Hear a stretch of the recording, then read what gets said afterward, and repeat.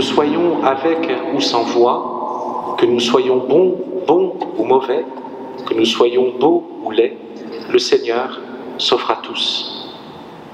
Personne ne peut décréter et dire « moi, regardez, tel que je suis, je mérite la visite du Seigneur ».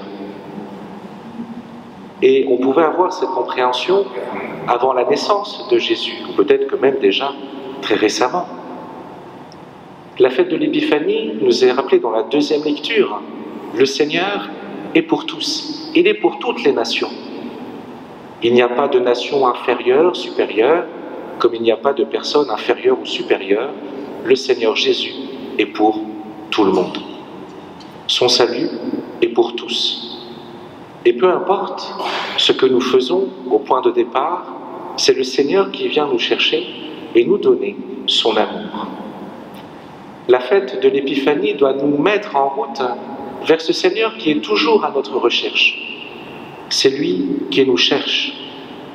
Dans la première et la deuxième lecture, nous voyons, il nous est rappelé comment le Seigneur a pu parler dans les différents temps, a pu préparer sa venue et comment il va parler en son Fils Jésus-Christ.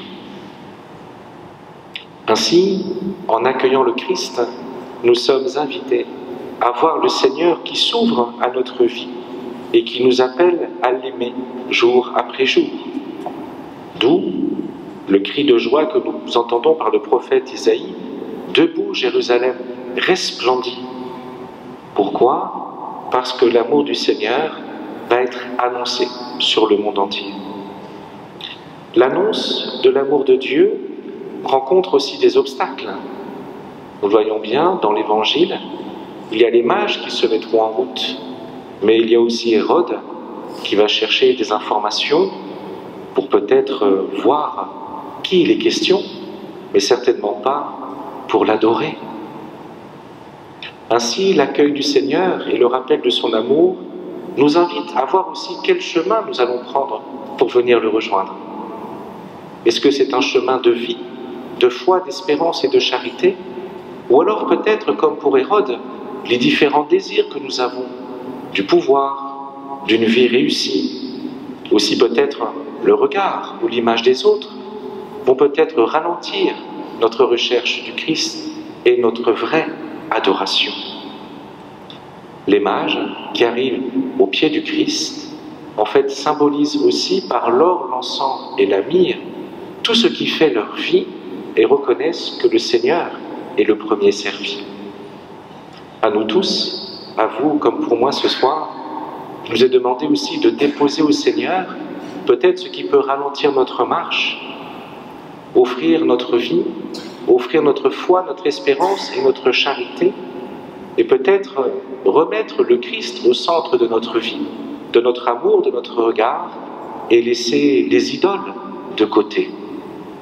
Les mages, c'est pas simplement le partage de la galette à la frangipane, à la pomme ou à la framboise ou au cassis, comme on fait aujourd'hui, mais c'est d'abord se rappeler, voilà, quel chemin je prends pour mieux aimer le Christ et aimer mon prochain.